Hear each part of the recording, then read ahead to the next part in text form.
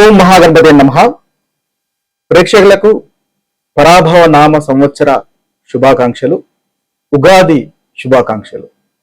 ఈ సంవత్సరము ప్రతి ఒక్కరికి చక్కగా అనుకూలంగా ఉండాలి అని ఆ భగవంతుని ప్రార్థిస్తూ మనము ఈ సంవత్సరంలో ఉన్నటువంటి రాశి ఫలితాలు ఈ పరాభవ నామ సంవత్సరంలో ఏ విధంగా ఉంటాయో 12 రాశులకు చూద్దాము.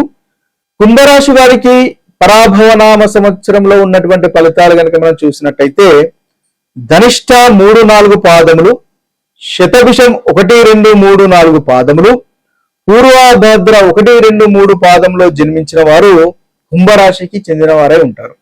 వీరికి ఆదాయం 2గా కనిపిస్తుంది, వ్యయం 8గా కనిపిస్తుంది. అంటే ఆదాయం కంటే ఖర్చులు అధికంగా కనిపిస్తున్నాయి కాబట్టి ఆ ఖర్చుల విషయంలో కాస్త జాగ్రత్త అనేది అవసరము. ఇక రాజ్యపూజ్యం 4గా ఉంది, అవమానం 2గా ఉంది. అంటే రాజ్యపూజ్యం అధికంగా ఉంది, గౌరవ మర్యాదలు సమాజంలో పెరుగుతాయి, కుటుంబంలో పెరుగుతాయి. చాలా చక్కటి అనుకూలంగా ఈ పరాభవనామ సంవత్సరంలో ఉంటుంది అని మనము చెప్పవచ్చు. ఇక వీరికి ఉన్నటువంటి గోచారం కనుక చూసినట్టయితే శని వీరికి 2వ స్థానంలో సంచారం చేస్తుంది. ఈ సంవత్సరం మొత్తము ఖర్చుల విషయంలో కాస్త జాగ్రత్త అనేది అవసరము. కుటుంబ విషయాల్లో అపార్థాలు ఉండే అవకాశాలు కనిపిస్తున్నాయి. మాటల వల్ల సమస్యలు వచ్చేటటువంటి అవకాశాలు కనిపిస్తున్నాయి.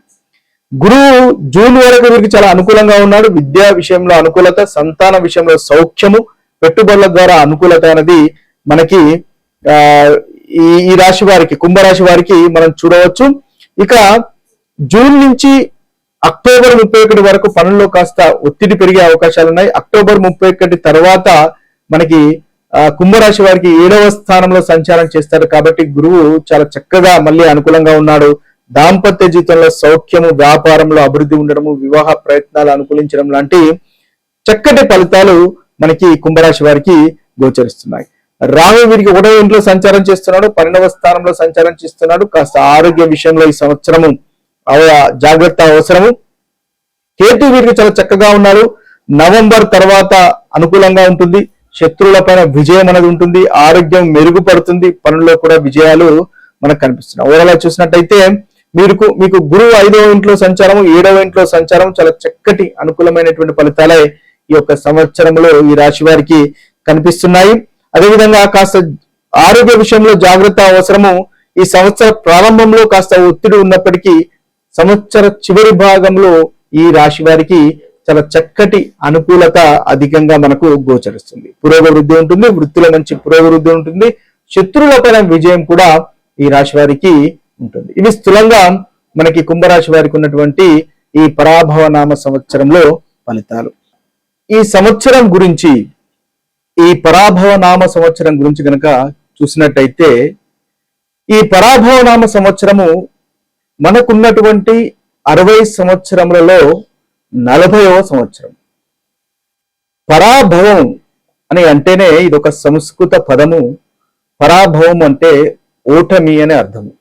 అంటే ఈ సంవత్సరము ఓటమి అంటే చెడుగా మనం అనుకోకూడదు. ముఖ్యంగా ఇది ఒక మన పరాభవం వల్ల మనకు నేర్పించేటటువంటి పాఠాలను తీసుకోవాల్సినటువంటి సంవత్సరంగా మనము చూడాలి. అంటే ఓటమి, తగ్గుదల, అదేవిధంగా గర్వం తగ్గడము, వినయం నేర్చుకోవడము లాంటి ఫలితాలు ఈ పరాభవ సంవత్సరంలో మనకు కలుగుతాయి. దీనికి మనకు పౌరాణికంగా ఒక కథ కూడా ఉంది.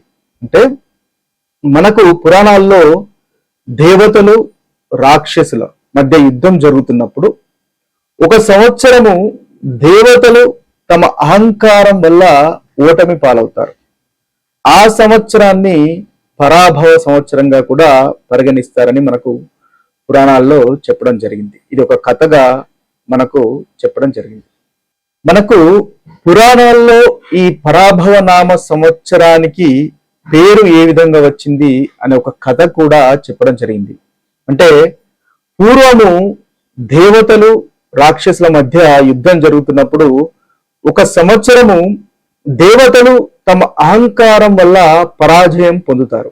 అంటే కాబట్టి ఆ సంవత్సరాన్ని పరాభవ సంవత్సరంగా కూడా పిలుస్తారు అని మనకు పురాణాల్లో చెప్పడం జరిగింది. అంటే ఏదైతే ఈ అహంకారం వల్ల మనం ఓటమి పాలవుతామో, మనకు ఏదైతే మన తప్పులు నేర్చుకొని, తప్పులు మనం సరిదిద్దుకొని తద్వారా నేర్చుకొని ముందుకు వెళ్ళేటటువంటి సంవత్సరంగా మనం ఈ పరాభవ నామ సంవత్సరాన్ని చూడవచ్చు.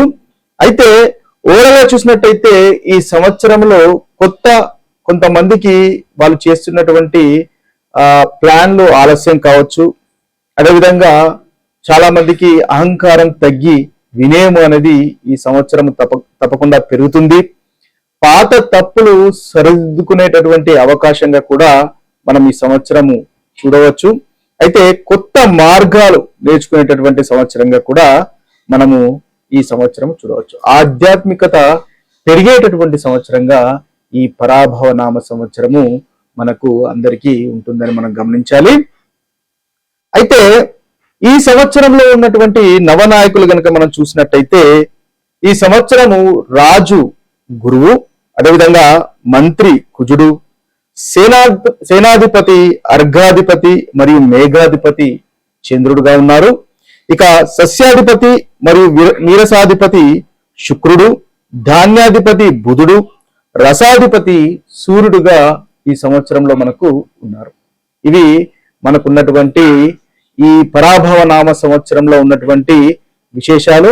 అదేవిధంగా ఈ సంవత్సరంలో మనకు ముఖ్యమైనటువంటి 4 గ్రహాల యొక్క సంచారాన్ని గనక మనం తీసుకున్నట్టయితే శని మనకు యథావిధంగా మీన రాశిలో సంచారం చేస్తున్నాడు.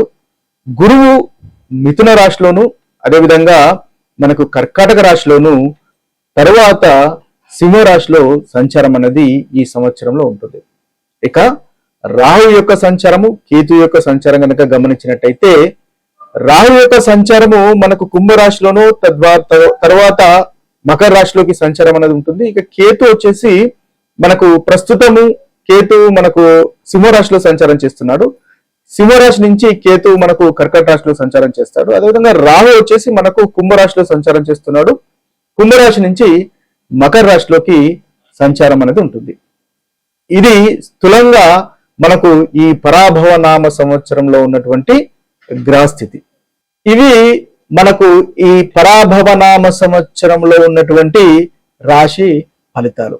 ఇక అందరికీ చాలా చక్కటి ఫలితాలు కలగాలి.